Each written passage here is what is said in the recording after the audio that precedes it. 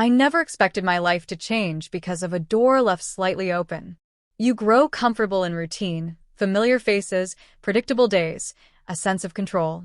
But that illusion shatters in a second, and you're left trying to piece together who you thought you were with who you've just become.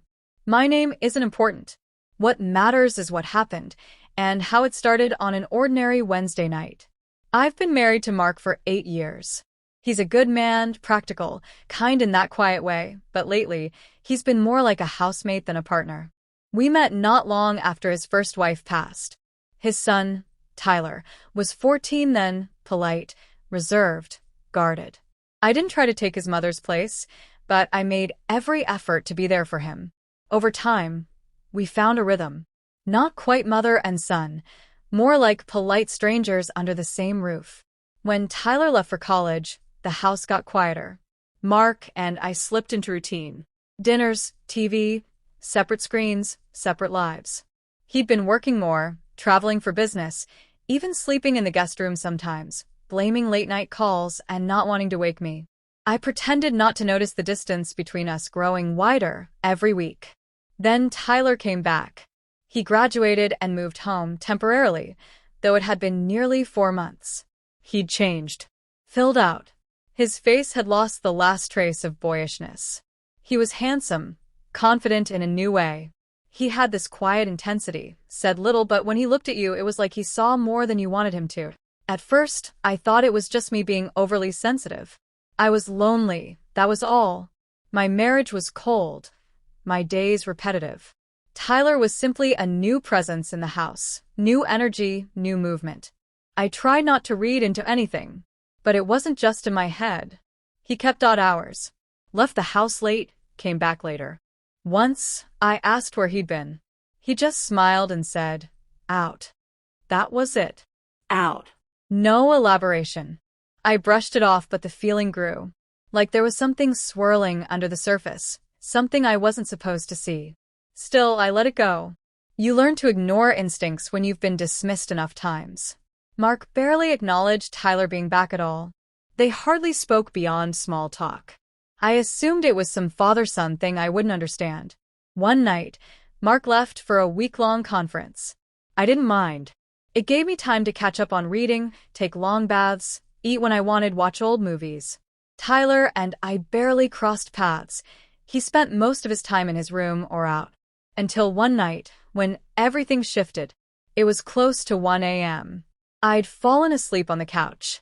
Something, maybe a muffled sound, pulled me awake. I sat up, unsure what I'd heard. At first, I thought maybe Tyler had the TV on, but there was no light under the door. Then I heard it again. Not TV. Voices. Murmurs. Then a moan. Soft, breathy, feminine. I froze. My heart started to race. I knew what I was hearing, but it made no sense. I crept quietly down the hallway, my bare feet making no sound on the hardwood. Tyler's door was slightly ajar. Just enough. I didn't mean to look. I should have walked away, but something in me needed to know. I moved closer. Slowly. Carefully. I leaned just enough to see into the room. Tyler was standing near his bed, shirtless. His hands were on her hips, and her head was tilted back, blonde hair falling in waves. Her voice, unmistakable. Linda, my best friend. It was surreal. My mouth went dry. I felt something cold press against my chest like a fist. She was in his arms, laughing softly between kisses, then whispering something I couldn't hear. He responded by pulling her onto the bed with a confidence that didn't match the Tyler I thought I knew. I stumbled back. My foot brushed against the wall. I panicked, certain they'd heard me, but nothing changed inside. I hurried back to my room, closed the door softly, and sat on the edge of the bed. My whole body was shaking. I felt like I couldn't breathe. I stared at the wall for what felt like an hour, listening to the sounds through the thin walls. Her voice. His. Intimate. Familiar. It wasn't just sex. It was something more, something practiced. This wasn't new. I tried to rationalize it. Linda was single. Tyler was an adult. It wasn't illegal, but it was wrong. So wrong. She was my best friend. I'd known her for 15 years. She was there when I got engaged. At my wedding. She babysat Tyler once when he was younger. The betrayal felt like a slow burn crawling up my spine. I didn't sleep that night. I laid awake, eyes open in the dark, trying to make sense of the fragments in my mind. In the morning, Linda was gone. Tyler acted normal, like nothing had happened. He walked into the kitchen shirtless, hair tousled, coffee in hand, and smiled. I could barely look at him. That smile. I'd seen it so many times. But now it felt loaded, knowing, like a secret tucked between his lips. I said nothing. I couldn't. I didn't know how. I told myself I needed proof. But really, I needed time. Time to process what I'd seen. Time to figure out why, in the middle of my shock and disgust, there was another emotion rising in me, one I didn't want to name. Over the next few days, I watched them closely. Linda came by again once during the day. They barely acknowledged each other in front of me, but there was something electric in the silence. I saw the way he brushed past her. Too close. How she lingered too long near the hallway. My skin crawled. I tried to talk to Mark on the phone, casually mention Linda, test his reaction. He didn't catch on. Or didn't care. He was always distracted these days. Talking about deadlines, meetings, nothing real. Tyler began noticing me watching him. One evening, we made eye contact across the dinner table. He held my gaze for just a second too long. I felt something shift in the room. Something I didn't understand. Something dangerous. And then he smiled again. That same knowing smile. And I realized something terrifying. Tyler wasn't hiding. He wanted to be caught. And I had no idea what he'd do, no idea what he'd do next. I couldn't unsee it. Every time Tyler walked into the room, it replayed behind my eyes. Linda's face, his hands, the rhythm of their movements, the sounds that still haunted my sleep. The betrayal didn't just rest in what they were doing, but in how easily they hid it. How normal they acted. How calm. And I was the only one unraveling. I told myself to act natural. To pretend I hadn't seen anything. But pretending was impossible. Tyler's eyes lingered longer than they used to. His silence carried weight. Everything about him seemed sharper, more deliberate. He moved like someone who'd figured out a secret, and I was just catching up. I started watching him like a stranger. From the window when he left at night. From the hallway when he took calls. He always kept his phone close guarded. Locked it after every use. I wanted to ask him directly, confront him, but I needed certainty. I needed leverage. Not because I wanted to destroy him, but because I didn't trust myself to react calmly. Linda stopped by less frequently after that night, and when she did, she barely looked at me. She smiled, but it was tight, strained. We used to laugh, drink wine, talk about everything. Now she sat stiffly on the couch, pretending. It made my stomach turn. I waited until she went to the bathroom, then picked up her phone from the coffee table. I wasn't proud of it, but I didn't care anymore. The lock screen flashed up. Notifications. Messages. One from a contact saved only as T. I didn't need to open it to know. My hands trembled as I memorized the timestamp, 12:14 a.m. The night I saw them. The message read, "Still thinking about you. Last night was..." I put it back. Quietly. Carefully. When she left, I didn't even walk her to the door. That night, I checked Mark's email. I'd never done that before. But I was spiraling. If Tyler was bold enough to sleep with Linda, maybe Mark knew and didn't care. Maybe he had his own secrets. I needed something to make sense. There was nothing. Just flight confirmations, corporate chains, invoices. Mark was exactly who he appeared to be. Boring. Predictable. Distant, but faithful. And somehow, that made me feel worse.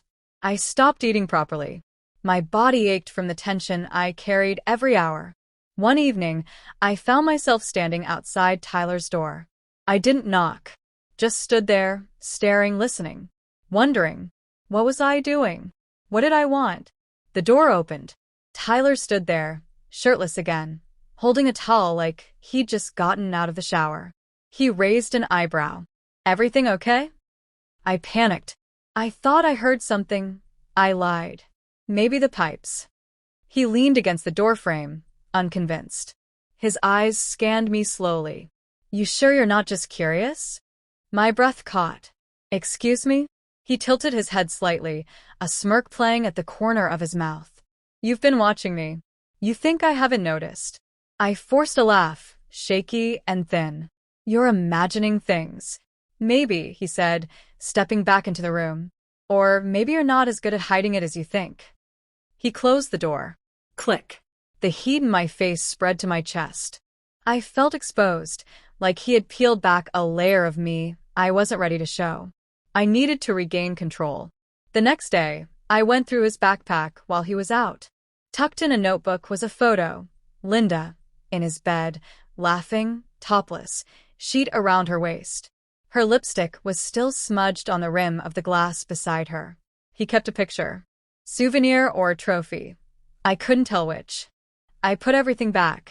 Then I sat down and wrote out everything I knew, everything I'd seen and heard. Names. Dates. Times. I was building a case. But I didn't know who I was planning to show it to. Mark? What good would it do? Blow everything up? For what? To be right? I was angry. But under the anger, something else was growing. And I hated myself for it. Curiosity. Fascination. Tyler wasn't a boy anymore. He was in control of things, playing a game only he seemed to understand. There was something dangerously alluring about the confidence he moved with. It disgusted me, and I couldn't stop thinking about it.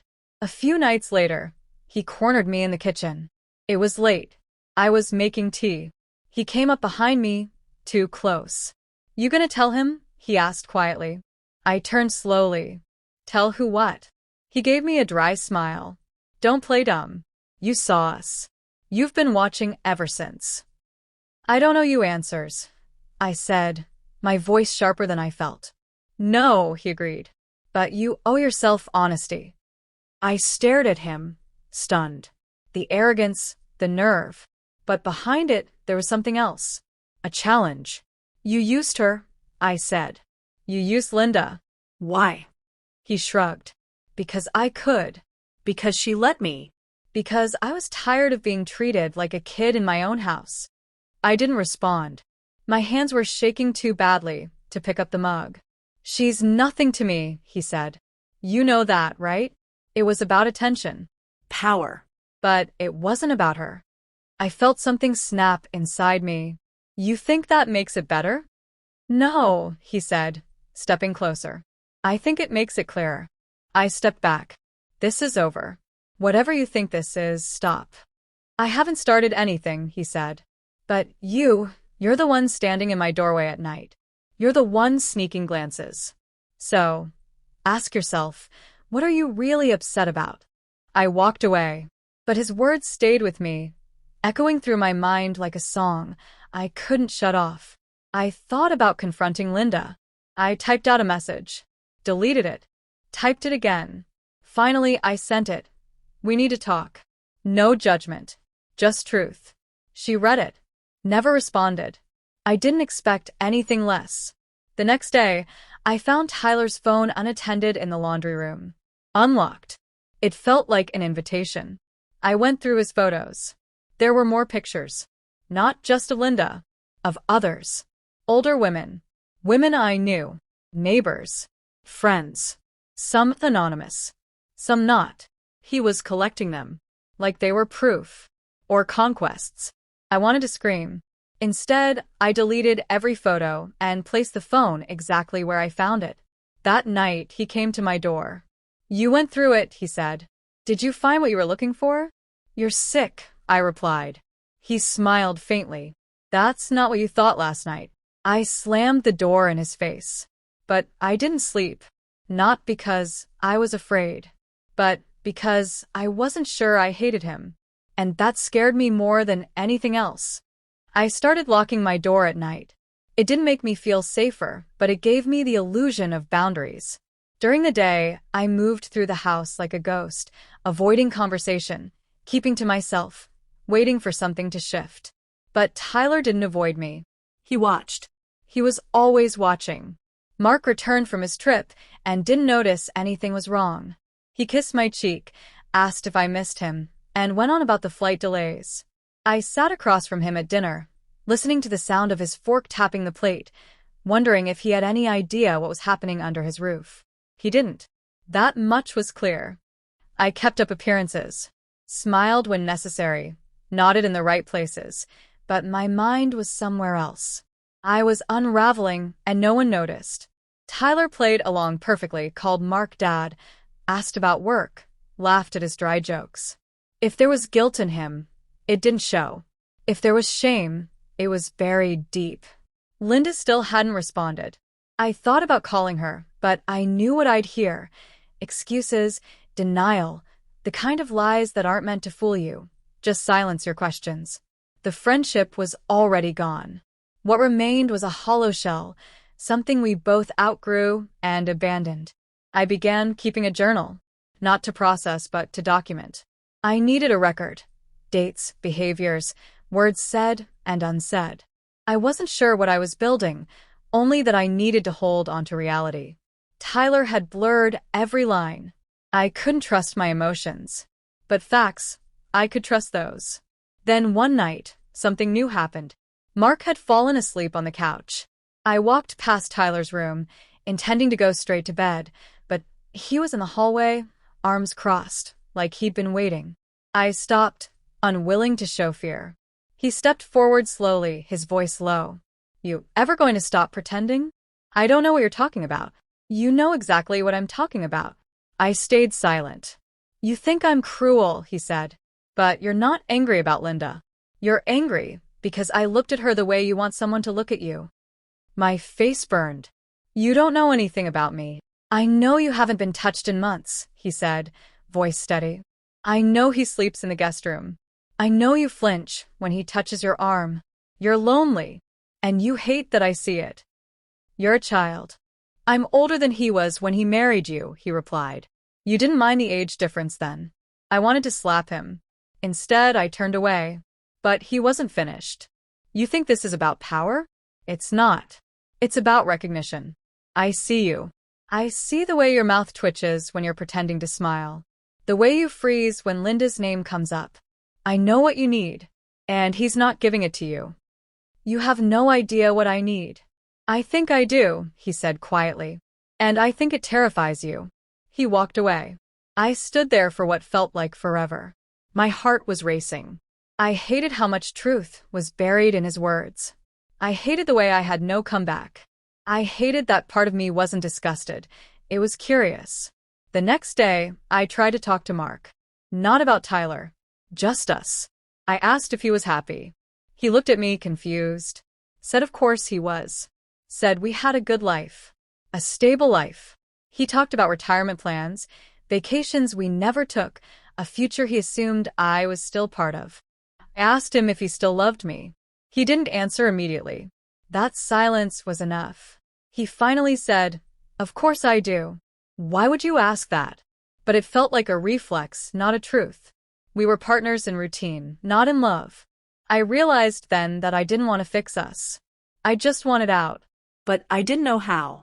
I felt trapped between what was expected and what I couldn't admit to myself. Tyler was changing, too. Less smug. More controlled. He began staying home more. Reading. Cooking. It was unsettling, like he was trying to reshape himself into someone I couldn't easily push away. I hated it. And I kept watching. One afternoon, I caught him staring at me. Not with arrogance, but something softer.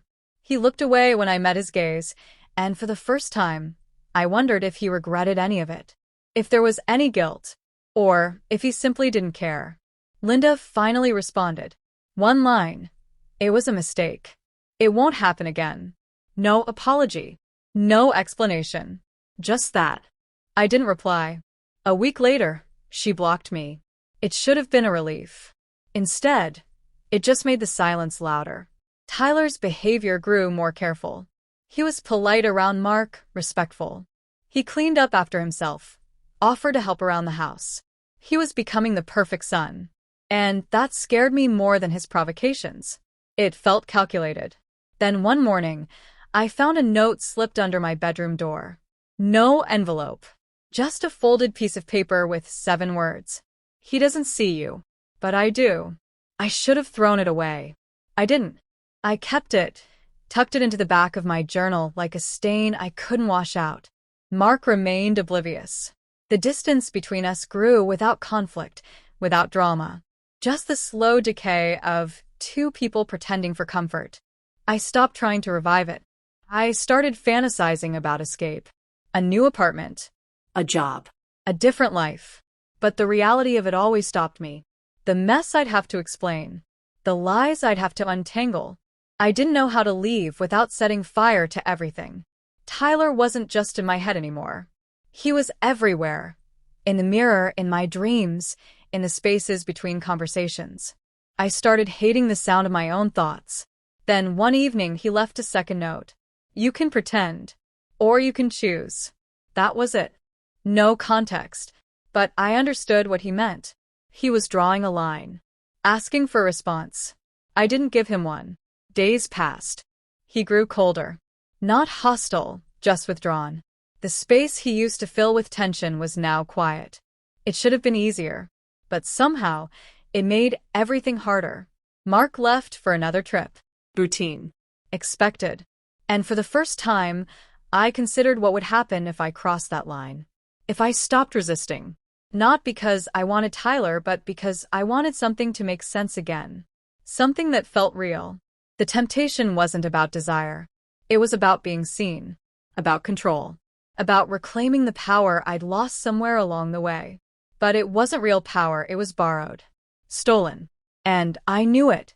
Tyler stayed out late that night. When he came home, he didn't say a word. Just nodded in my direction and went to his room. I waited. Heart pounding. I hated the anticipation. I hated the silence more. He didn't come back out. And I couldn't sleep. I realized then that I wasn't afraid of what Tyler might do. I was afraid of what I might allow. And the worst part? I still didn't know if I wanted to stop it. It didn't happen in one moment. It was a slow collapse. A quiet surrender. Not to Tyler, but to the emptiness I'd been pretending not to feel. I stopped pretending the marriage was working. Stopped hoping Mark would notice the distance. Stopped lying to myself about what was left between us. Mark's return from that last trip was uneventful. He unpacked, asked about groceries, made small talk like nothing had changed. But everything had. I couldn't even bring myself to look him in the eyes. He noticed eventually. One night, he asked if something was wrong. I said no. And he accepted it without pressing. That told me everything. Tyler avoided me after that. No more notes. No lingering stares. He reverted to being distant, polite, silent. But I knew it wasn't over. He was waiting for me to move. He had already made his. Linda was gone.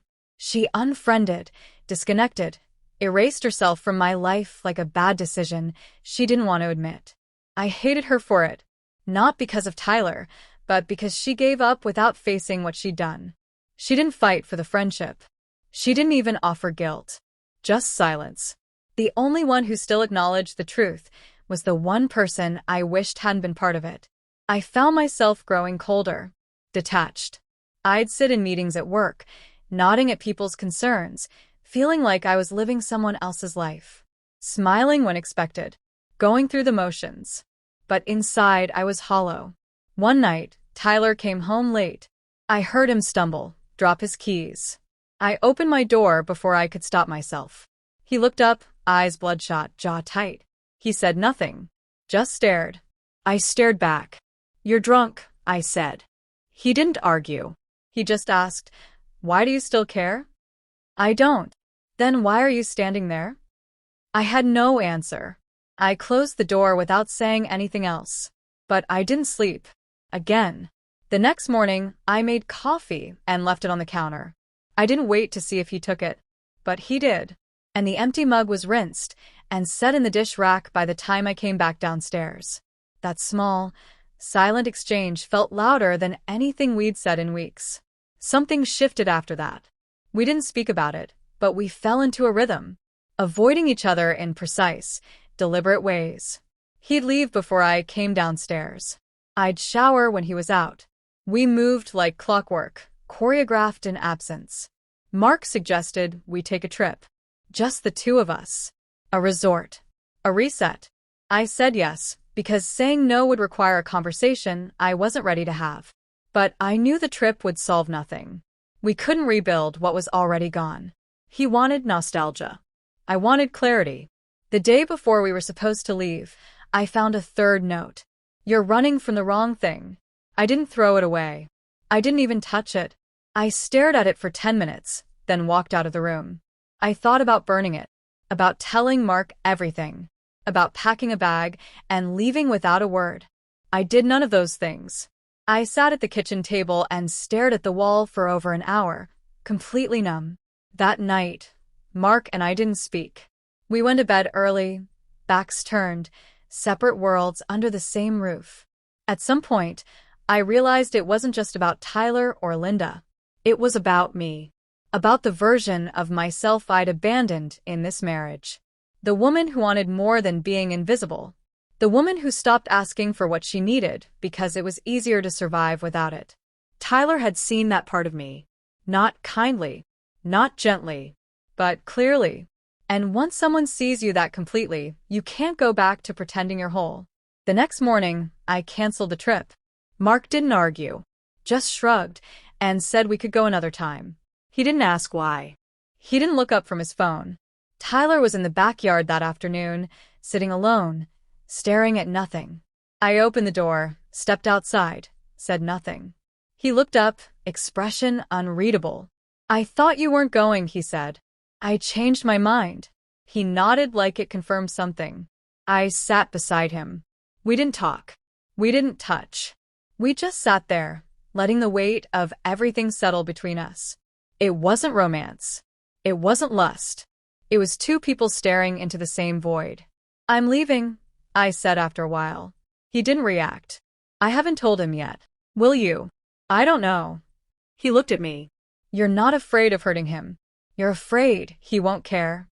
That hit harder than I expected. He wasn't wrong. I wanted Mark to fight, to be angry, to demand something of me. But I knew he wouldn't. We were long past that. Tyler stood up, stretched, and walked inside without another word. A week later, I told Mark. Calmly, bluntly. I said I wasn't happy. That we were done. He didn't shout. He didn't cry. He looked tired. Like he'd known but didn't want to face it. Is there someone else? He asked. I said no. Because there wasn't. Not really. He nodded. That was it. Tyler didn't say anything when he found out.